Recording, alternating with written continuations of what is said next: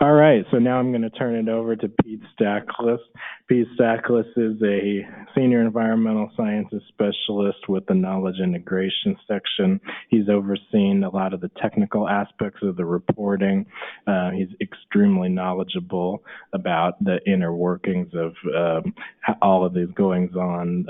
He's been here since the very beginning, and there's not many people who know it better than him. So please welcome him, and he's going to be talking about security rights and managing contacts within the organization. So without further ado, Pete, please take it away.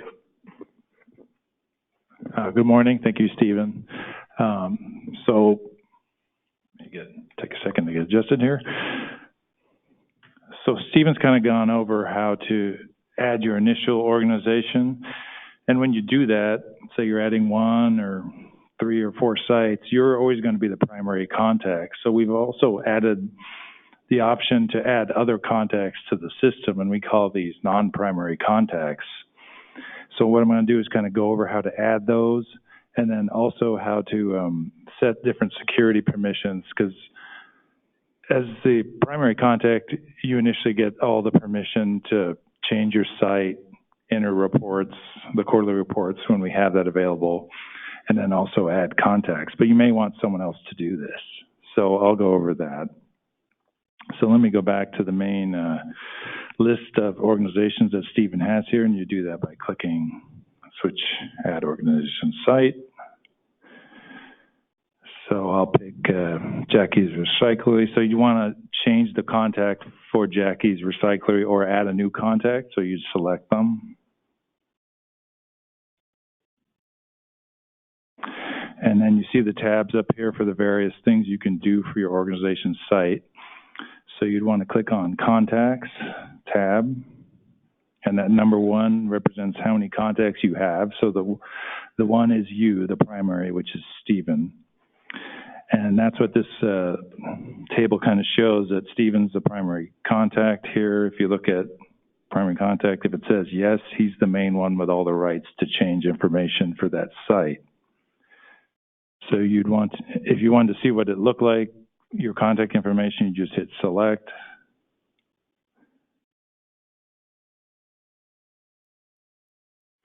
And then you'd have a screen with some of your basic information you entered during initial registration about the contact. And then toward the bottom here, you have the application access kind of permissions section. And what this shows is, and I'll kind of go over more in detail later, is all your permissions that you have. So there's 4 different types that we have. There's organization site editor. That's basically, you can change anything for your organization, like the address or your reporting entities. You have a quarterly reports editor. This is so you can actually submit and enter reports. You have to have that access. And then organization viewer, that means you could just see your organization's information and see it, but you couldn't change it or edit it. And then organization contact editors, this lets you add contacts, change them, and change your contact so that they're the primary contact. So you can see, since Stephen was the main primary contact that added this site, he was given all these permissions automatically, and that's what it shows here. You could remove them, but you don't want to do that because you're the primary. Okay, so to say Stephen wanted to add a contact for Jackie's Recyclery. So you click on the Add Contact button.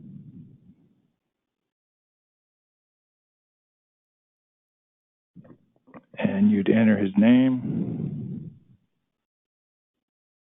It's hard to hold on here.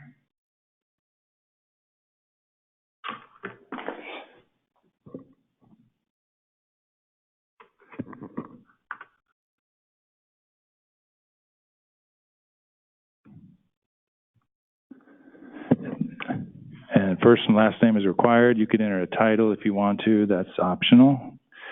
And then the email. So I'll just enter a dummy email for now to just show you what would happen if you did that. So it's like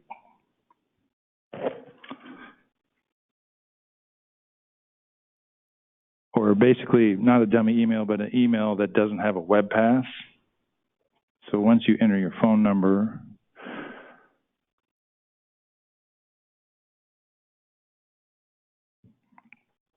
and then you hit save.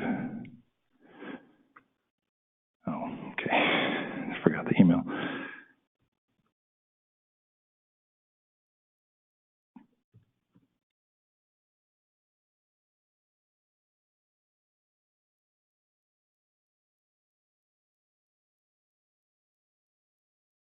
So it's working. Okay, so what you'd see is the contact's been added, Jim Johnson. And since I entered an email that doesn't have a web pass, you'll see under this application access box a big button and an explanation saying that they don't have a web pass. So you've added this contact and you want to notify them that, hey, they can come into the system and look at your organization. So you'd hit this button, and what that would do would send out an email to them with a link to go to our web pass page and create a web pass. And then once they created that web pass, when they log in, they would see that your organization, depending on what kind of security level you gave them, and I'll go over that. I was showing you those security levels earlier. But I want to have a contact that actually already has a web pass, so I'll go back in and edit the contact and change the email to my email. And again, please don't spam me.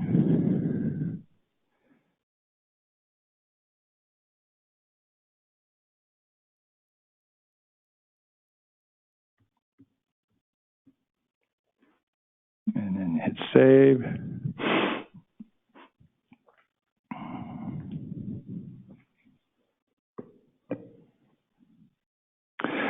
So now it would show you, instead of that big button, you'd have web pass status. It says activated yes, so that means that they have a web pass and they can access RDRS. And it has some other information here, like how many times they've logged in, the last time they signed in. And then the other major thing you can see now is you can give the contact that you added permissions. So I kind of went over these. So say you want them to edit your organization, so you just hit the add button.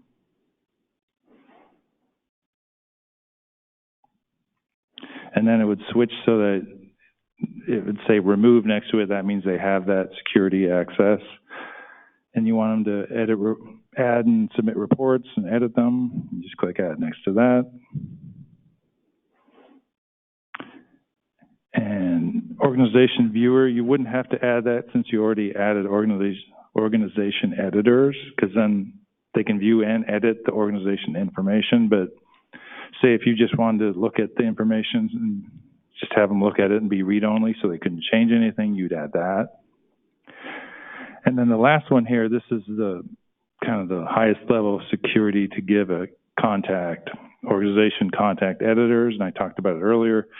This would let them add contacts, change the security permissions like I'm doing right now, and they could change the primary contact to someone else. So I'll do that just for sake of this example. Okay, so I've added this contact. If I had more time, I'd show you like how that contact could log in and see their information. But basically, once they log in, they'll be able to see Jackie's Recyclery and go in and see the same screens that the primary sees right now. So finally, I've given this contact all the access levels to change contact information. So say they wanted to be the primary. So how would they do that? So I'll just start from the beginning again. So if you click the contacts tab, you'll see that now there's two contacts. There's the primary, Stephen, and there's Jim Johnson. So I want to change the primary contact, so I want to pick the one that's not the primary contact, and that's the one that has no next to it, Jim Johnson. And then I want to edit him because I want to change his information, so you go down and edit. And you want him to be the primary contact, so there's a little area up here that says primary contact, no. So you just click on that and hit save. and a message will pop up saying, are you sure you want to change the primary contact? And you say yes. Oh, it's working. And now he's the primary. So this is only if you really want to change the primary contact. I'd be careful with this access level because you don't want to change the contact of someone who doesn't come in and look at your organization or site, because then they would be the primary contact that has receives emails and communications and things like that.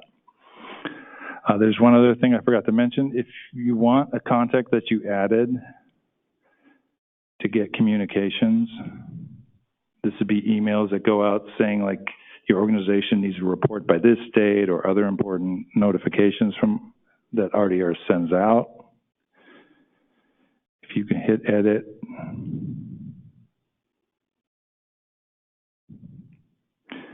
And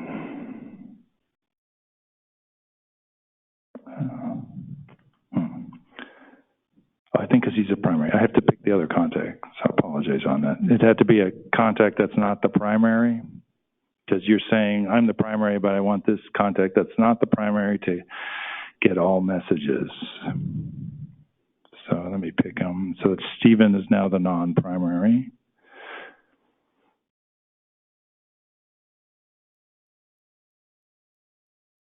So you edit them.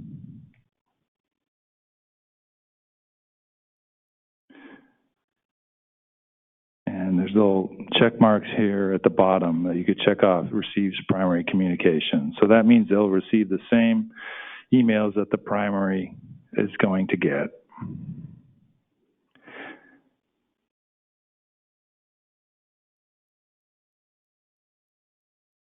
That's saving. And that's pretty much it. I'm working on a guide that should be up on the website shortly, probably within the next week or two, that kind of goes over all these steps with screen capture. So if you go to our RDRS website under registration and look there, and probably by next week, we should have a guide there that kind of walks you through these steps. And that was pretty much it. Awesome. Thank you, Pete. That was a great demonstration. So, of course, if there's anything in this training we didn't have a chance to cover, there's about 15 minutes left, so we can do sort of a Q&A of everything that was covered. You can alternatively, of course, get in touch with us through the RDRS web email address, which is rdrs@calrecycle.ca.gov. If you have anything you want to follow up on after the presentation, maybe have some additional insights or something like that subsequent to this presentation today, we'd be more than happy to continue the conversation at some time offline. So, this isn't the only opportunity to get in touch with us by any means. We do, let's just take a few moments and see if we have any questions there from the webinar. No, nothing online right now. Everyone gets it. Things were pretty straightforward then, I assume.